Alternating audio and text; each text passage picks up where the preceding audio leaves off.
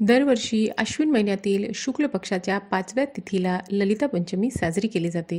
ललिता पंचमीला उपांग ललिता व्रत असेही म्हणतात. या दिवशी माता ललिताची पूजा करणे खूप शुभ आहे. या देवीची आराधना केल्याने सुख, शांती आणि समृद्धी प्राप्त होते. पौराणिक कथेनुसार एकदा देवीच्या मातृरूपाचा गौरव करण्याचा दिवस म्हणजे ललिता पंचमी. आई आपल्या मुलाचे वाईट कधीच चिंतू शकत नाही. असे म्हणतात, कुपुत्र जायेत क्वचिदती कुमाता न भवती. अर्थात संतती वाईट असू शकते, परंतु आई कधीच वाईट नसते. तर अशा या ललिता पंचमीला, नवरात्रीच्या 5व्या दिवशी म्हणजे ललिता पंचमीला, प्रत्येक आईने आपल्या मुलांसाठी अगदी साधा सोपा उपाय करायचा आहे. याच्यासाठी तुम्हाला तुमच्या घरी घटस्थापना केली गेली असेल किंवा नसेल, प्रत्येक घरामध्ये ही पूजा प्रत्येक आईने आपल्या मुलांसाठी करायची आहे. देवघरापुढे गटापुढे तुम्हाला बसायचं आहे. तिथे तुम्ही एक ताट घ्या किंवा तुमच्याकडे पितळेचे तांब्याचं जर ताट असेल तर ते घ्या, नसेल तर स्टीलचं घ्या. त्याच्यावरती तुम्ही हळद, आता गुरुवार आला असेल तर खूपच शुभ आहे, त्या दिवशी पिवळा रंग आहे, तर तुम्ही हळद टाकून घेऊ शकता. तर तुम्हाला हळद, आपली जी आपण हळदी कुंकू वापरतो त्याच्यामधली हळद, हे घेऊन तुम्हाला एका प्लेटमध्ये ती अशी पसरवून घ्यायची आहे आणि त्याच्यावरती तुम्हाला ऐम हे अक्षर काढायचं आहे. तुम्हाला माहीतच आहे की ऐम हे शब्द सरस्वती देवीचा आहे.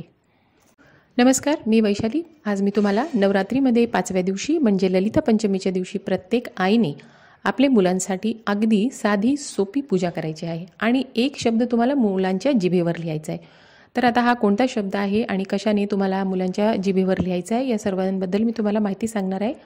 माता सरस्वतीच्या आशीर्वादाने मुलांच्या अभ्यासात प्रगती व्हावी म्हणून तुम्ही हा उपाय करू शकता. चला तर मग व्हिडिओला सुरुवात करूया. माझ्या चॅनलवरती नवीन असाल तर चॅनलला सबस्क्राईब करायला विसरू नका. माझ्या चॅनलवरती तुम्हाला हिंदू सणांची माहिती, त्यांची पूजाविधी, मंत्र, स्तोत्र, आरत्या पाहता येतील. तर श्री महाकाली, महालक्ष्मी, महासरस्वती, राजराजेश्वरी आई साहेब, नवरात्रीत आई भगवतीच्या 9 रूपांची पूजा केली जाते. 5व्या दिवशी म्हणजे ललिता पंचमीच्या दिवशी अशा पद्धतीने तुम्हाला ऐम हा शब्द काढायचा आहे. आता हा जो ऐम शब्द आहे ते काय आहे, तर हा सरस्वती मातेचा बीज मंत्र आहे. जसे की आपल्या सर्वांनाच माहीत आहे की विद्येची देवता मानली जाणारी माता सरस्वतीच्या आशीर्वादाने विद्यार्थ्यांना अभ्यासात यशप्राप्तीसाठी मदत होते. तर अशा या ललिता पंचमीच्या दिवशी प्रत्येक आईने मुलांसाठी हा उपाय करायचा आहे. तर हा ऐम बीज मंत्र काढायचा आहे. घटस्थापना तुम्ही केली असेल तर तिथे बसून, किंवा घटस्थापना केली नसेल तर तुम्ही देवघरापुढे बसून हा उपाय करू शकता. तर देवघरापुढे तुम्हाला एक तांबण घ्या, पितळेचा असेल, तांब्याचा असेल तर छान होईल. जर नसेल तर तुम्ही स्टीलचा सुद्धा घेऊ शकता. आपल्याला उपाय करणे महत्त्वाचं आहे. नसेल तर काही हरकत नाही, तुम्ही स्टीलची प्लेट घ्या, थोडी मोठी घ्या, म्हणजे तुम्हाला हा व्यवस्थित आकार काढता येईल. तर असा हळद घ्या. आता हळद तुम्ही देवघरात जे वापरणार आहात तीच हळद घेऊन तुम्हाला व्यवस्थितपणे अशी पसरवून घ्यायची आहे, किंवा तुम्ही हळदीमध्ये थोडेसे पाणी मिक्स करून त्यांनीसुद्धा तुम्ही असे खडूने, जसं आपण रेषा ओढतो तसे तुम्ही बोटाने त्या हळदीने तुम्ही हा जो ऐम बीजमंत्र आहे हा तुम्ही काढून घ्यायचा आहे. तर आता जर तुमची मुलं मुली जर मोठी असतील, त्यांना हे करणं शक्य असेल तर त्यांच्याकडूनच तुम्ही हे करून घ्या. आणि लहान असतील आणि तुम्हाला वाटतं की तुम्हाला करायचं आहे तर तुम्ही आई म्हणून सुद्धा हे करू शकता. तर आता हळदीने तुम्ही हे पसरवून घ्या आणि हे ऐम शब्द तुम्हाला इथे लिहायचा आहे. आता हे लिहून झाल्यानंतर हा ऐम शब्द तुम्हाला साक्षात सरस्वती देवी समजून त्याची तुम्हाला देवघरापुढे ललिता पंचमी त्या दिवशी पूजा करायची आहे. तर ह्या ऐम शब्दाला हळदी कुंकू वा, अक्षता वा, फूल वाहून घ्या आणि धूप ओवाळून घ्यायचा आहे. आणि तुम्हाला शक्य असेल तर एक तुपाचा दिवा तुम्ही प्रज्वलित करून या ऐम शब्दाच्या तिथे तुम्ही प्लेटमध्ये ठेवला तर चालेल, किंवा बाजूला तुम्ही ठेवला असेल तर चालेल. आणि त्याची पूजा झाल्यानंतर आता ऐम शब्द जो तुम्ही बीजमंत्र लिहिला आहे याची पूजा तुम्हाला व्यवस्थित हळदी कुंकू, अक्षता, फुले वाहून पूजा करून घ्यायची आहे. दिवा तुम्ही प्रज्वलित करून तिथे ठेवायचा आहे. आणि आता याच्यानंतर तुम्हाला मुलांनाही तिथे बसवायचं आहे. दक्षिणेकडे तोंड होऊ नये एवढे तुम्ही लक्ष घ्या. तुमचंही आणि मुलांचंही तुम्ही दक्षिणेकडे तोंड होऊ देऊ नका. देवघरापुढे बसून घ्यायचं आहे. आणि हा ऐम जो शब्द आहे तो मधाच्या सहाय्याने तुमच्या मुलींच्या जिभेवर तुम्हाला काढायचा आहे. आता हे कसं काढायचं आहे तर तुम्ही तुमच्या बोटाच्या सहाय्याने काढू शकता. ऐम शब्द व्यवस्थित काढा. असं ऐम काढायचं आहे आणि त्याच्यावर टिंब द्यायला सुद्धा विसरू नका. ऐम शब्द तुम्हाला जिभेवर काढायचा आहे. बोटाने काढा.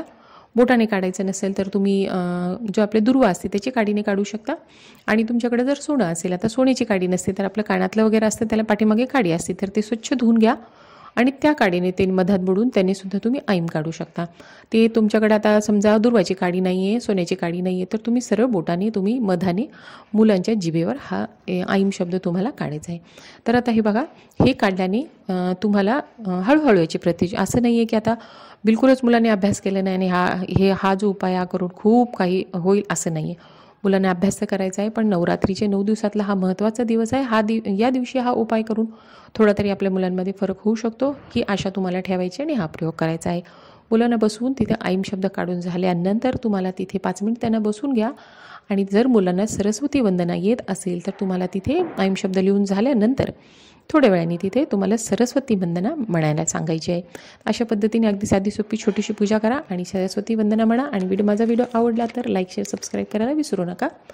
या कुंदेंदू तुषारहार धवला, या शुभ्र वस्त्राव्रता, या वीणावर दंडमंडित करा, या श्वेत पद्मासना, या ब्रह्माच्युत शंकर प्रभृतिभि दैवै सदा वंदिता, सा मां पातु सरस्वतु भगवती निशेष जाड्या पहा.